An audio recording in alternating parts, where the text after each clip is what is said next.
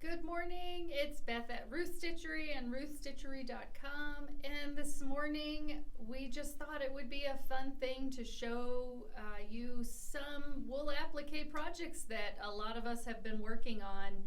There's a group in the store of staff that have just sort of, I would say, like, just love, but maybe a little bit become addicted, a little bit of an obsession.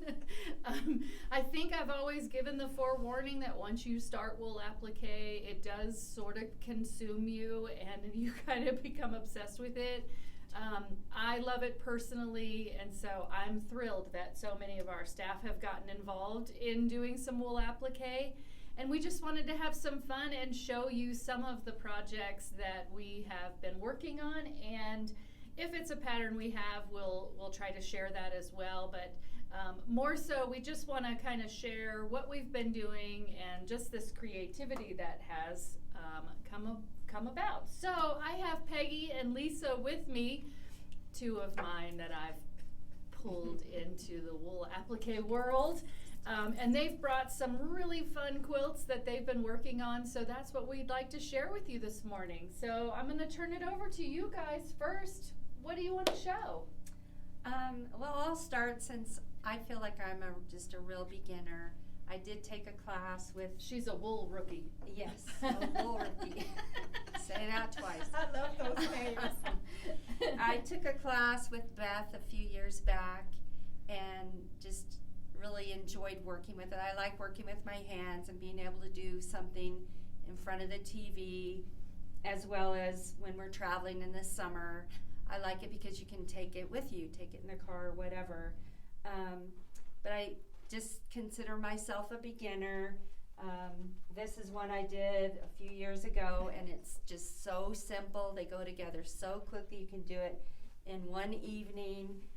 It's just a simple blanket stitch around the edges, and that's one reason I love Beth's snowman quilt over here, because you don't really have to think about it too much if you're doing that blanket stitch. But I'm currently working on the Pin and Proper North Pole quilt that a group of us have done in the store, and Lisa has her masterpiece hanging up here. I'm way behind her, but that's okay. You know, you just work at your own pace, do what you can do. I really like this little block, the cocoa block. Isn't the hair the cutest thing? It's the drizzle stitch there. There's so many fun stitches to learn and to do.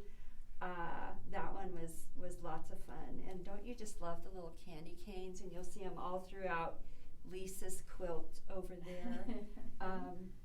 But that's currently what I'm doing, and I'll let Lisa take it from here. I am a wool rookie too, but I'm going to jump in and learn how to swim later. So she's a wool rookie that has really taken off. My wonderful sweet boss walked past the table when this pattern came in, and she says, "Lisa," and I was like, okay. And then I kind of twisted all my buddies, you know, like, hey, let's do it together. So this, of course, is Pin and Proper that several of us are working on. I like to embellish. So there are little hammers for the little working elves, and we have real lights. They don't light up, but lights and presents with the sack packer. And then the North Pole, of course, that's where Santa Claus lives, and I'm trying to be good this year. You need to keep trying. I know. You got some work to do, girl. So that's the North Pole, but in January, every January, Beth starts a wool applique class, and this year's class was Autumn, which is also a Pin and Proper wool applique pattern. And so this is the center of my quilt. So we've done all the blocks. We worked on them throughout the year. Beth was gracious enough to donate her borders to my quilt. Which are not finished. Because it does have borders that need to go on. And it's just like Peggy was saying, it's such a wonderful experience. I can sit there and stitch while my husband watches TV. And it's soothing, and it is a very slippery slope, because I started last year and I was like, but then when Santa Claus came, I was like, okay. But it's nice, it's fun. I love to see all the differences that everybody does, their own take on the patterns. So it's been a ton of fun, and I'm really looking forward to our class starting in January. And look at this turkey work. Yes. Oh yeah, so the turkey work, these little fly stitches, all the stitches that you can learn in the class that, I'm texting Beth that night like, how do I do this again? Herringbone stitches, my little sleeping fox, he's so cute. But it's fun, it's exciting, and if you need something to do when you don't necessarily want to be at your machine, it's a good way to stay creative and stay stitching. Lisa touched on something I wanted to mention is, I'm going to grab your block, Peggy.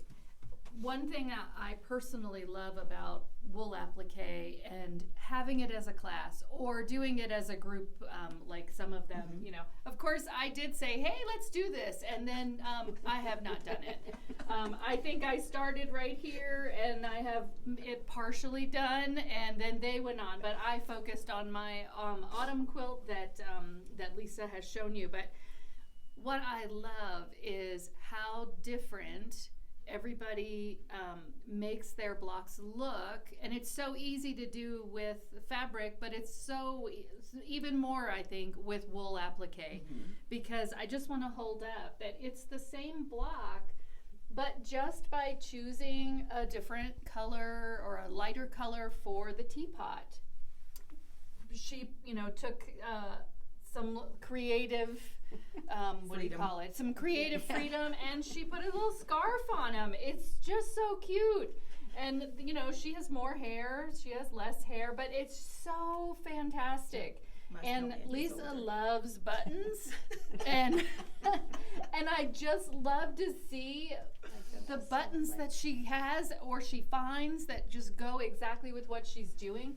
These, the little gifts, the little bike, like all the things you think are going to show up on Christmas morning for our little kids. Her little snowflakes here. I just love that you can take some creative freedom and make it your own. You do not have to do it just like the pattern. You can change it up. I want to point out that I don't know if there's a glare if you go. So here's the pattern from Pin and Proper. Who I have just fallen in love with her. Her name is Vicky, and she's in Utah, and she just comes up with such great patterns. And I wanted to show you what that center, well, I guess it's the North Pole, right? It's Santa's house is here, and how different it looks by changing up the color of the building. I just love that Lisa wanted it to be the focus, wanted it to be brighter, and not that this is not great, like this is lovely, obviously we fell in love with it, but just changing up the colors just, I think, can change what it looks like and just gives you a different feel. It personalizes it for you, the maker, and I just love that. And then, the best part is when you're doing it with a bunch of people, and then everybody has the same quilt, but they're all so different. It's so cool because you're just as excited, even though it's the same thing you just did, but you're so excited because, oh, look what they did here. Right. So it's so fun. It's amazing. It's fun. It is fun. I wish I could keep up. I can't keep up with them, but I'm trying. I try. I have to set priorities of what gets worked on and what doesn't, but I'm trying. Someday I will have a North Pole quilt. I don't know when that will be, but someday it will happen. I've got all the fabric for it. Yes. But it's fun. So we have discovered lots of wool applique pattern designers. We've mentioned Pin and Proper. Of course, Buttermilk Basin is one that is very popular, and she always comes up with such great patterns. And she's constantly coming up with new patterns as time goes on. So knowing we were going to talk a little bit about wool applique, I sort of pulled out a what I'll call an oldie but goodie. I think I did this one 6 years ago. I know it's so sad. Yes, it's not quilted yet, but every year Stacy West at Buttermilk Basin does a block of the month that you basically go on their website, and each month there's a new pattern. And so there's some choices. You can either just for free download that pattern that month. Once the month is over, the pattern is no longer available to you. And then of course they do kit it, and you can order it like that as well from them. So this was one that she did.